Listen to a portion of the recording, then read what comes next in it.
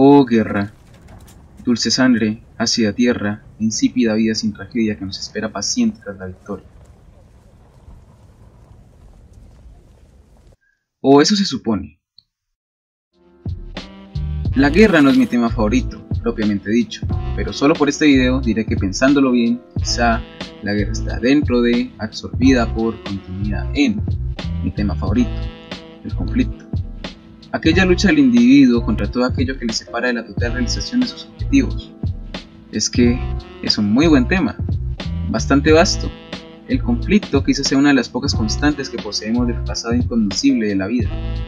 No sabemos qué era de ella con exactitud, pero entendemos que lo que existía tenía su propio conflicto, uno que demandaba cambio para ser superado, cambio entendido como evolución, evolución que nos permite discutir esto ahora mismo, contemplar la vida como espectadores, pretender por unos instantes que no formamos parte de ella y que existimos más allá del espacio perceptible, donde no hay tiempo y tampoco hay muerte, donde nuestras ideas existen sin ser corrompidas por la realidad. Leí esta frase tan encantadora, muy chic, muy in, muy on the topic. La guerra es simplemente la continuación de la política por otros medios. Como pacifista que pretendo ser, de manera inmediata rechacé esto, sin pensarlo, era inaceptable. Consulté a mis adentros, me dije a mí mismo, ups, esta frase es problemática. Le di un vistazo más, esta vez reflexioné sobre ella y entendí algo más. Esta pagana frase, desertora de la religión del amor, prefiere decir cosas problemáticas antes que unirse a mí y decir, Pachamama llora, dejen de matarse, porfa. Esta pagana frase puede tener algo de razón, y ups, eso es problemático. La guerra puede ser la continuación de la política por otros medios, aunque no simplemente, es todo mucho más complicado. Pero lo importante, lo crucial, es que no es una inmediata justificación de la violencia. Lo sería si pasara por alto dos términos, si les quitara importancia, si los dejara rondar por allí sin una adecuada inspección profunda. ¿Qué es la guerra? ¿Qué es la política? Y tras esto, ¿qué es la guerra de las ideas? Y aquí estamos. ¿Qué es la guerra? Oh guerra, dulce sangre, ácida tierra, insípida vida sin tragedia que nos espera paciente tras la victoria.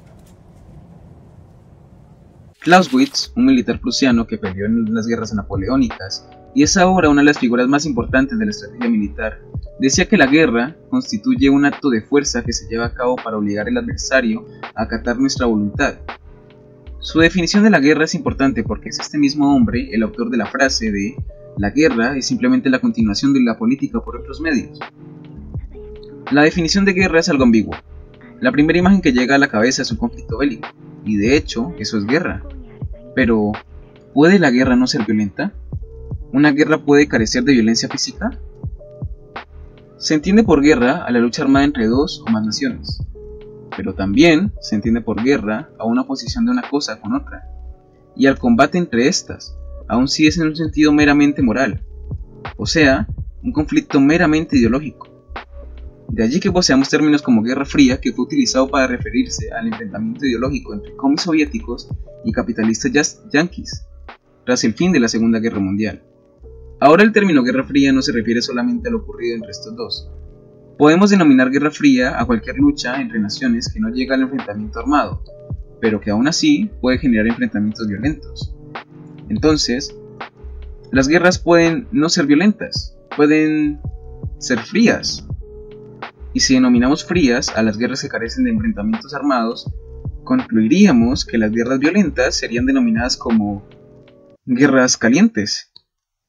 Pero, ¿por qué no les llamamos guerras calientes?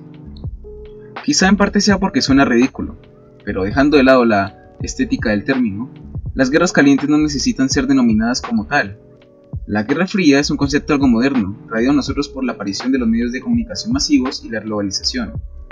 Los antiguos seres humanos no eran capaces de esparcir propaganda de manera masiva en sus propios territorios, por lo que menos lo harían en territorios ajenos.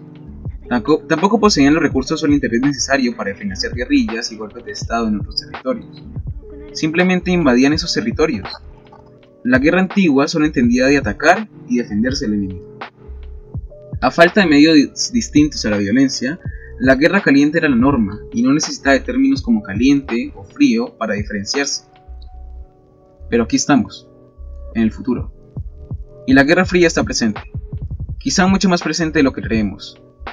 Puede que cuando usamos términos como caliente o frío para entender la guerra, hacemos alusión a que podemos medir su violencia, así como medimos la temperatura, encontrándose la Guerra Fría en lo más bajo de la escala de violencia, valiéndose de propaganda y sabotaje, mientras la Guerra Caliente hace ostentación de sus tanques e invasiones militares. Estas definiciones son coherentes con la definición general de guerra que utiliza Clausewitz.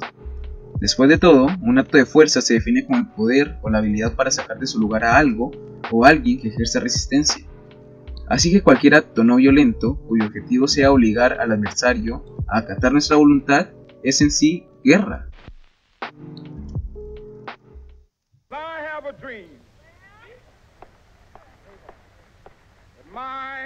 ¿Qué es la política?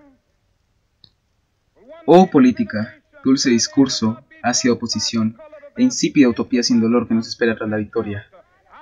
O eso se supone. La política se define como las medidas y decisiones que se toman por medio del poder para así organizar a la sociedad. Las ciencias políticas entienden a la política como la forma en que actúa un gobierno ante determinados temas sociales y económicos que son de interés público. En un sentido más amplio, la política no es exclusiva a los estados. Se le puede llamar política a un conjunto de reglas o normas de una determinada institución. De allí que las empresas también posean políticas. Pero lo que podemos observar es que todo lo que se denomina política tiene que ver con las normas que deben cumplir los individuos que conforman un grupo.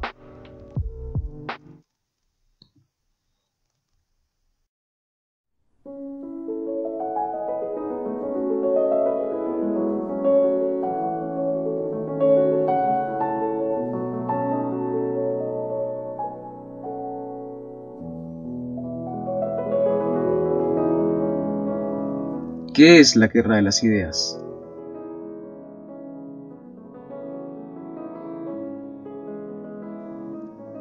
Oh guerra, dulce propaganda, ácida contracultura e insípida vida sin valores que nos espera paciente tras la derrota ideológica. La guerra de las ideas es el conflicto que se da entre dos ideologías a través de las cuales las naciones o los grupos utilizan su influencia de manera estratégica para promover sus intereses en otros grupos. Esta guerra se lidia en los corazones y las mentes de la población, que se quiere convencer.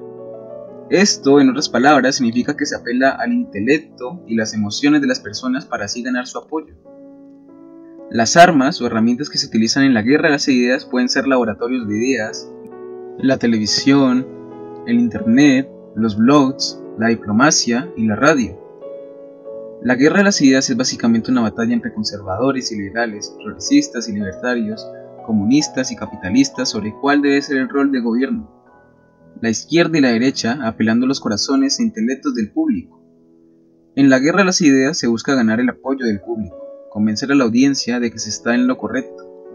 En tiempos de internet y globalización, la guerra de las ideas ya no es jugada por el Estado. No pertenece a las grandes televisoras y a radios de manera exclusiva. La guerra de las ideas se ha extendido a internet y se libra cada día.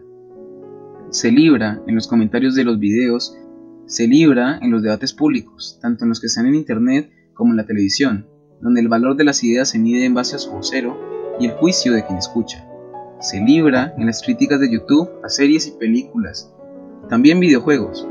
Se libra en Twitter con chairos y pejes, mamertos y godos. Se libra en Blogger, donde se almacenan decenas de blogs comunistas, anarquistas, nacionalsocialistas, racialrealistas y todos los demasistas. Se libra en tus series favoritas, se libra incluso en aquellas que no desean librar la guerra de las ideas. Se libra en tu música favorita, en mi música favorita y en su música favorita. El mundo entero está bajo la cortina de hierro.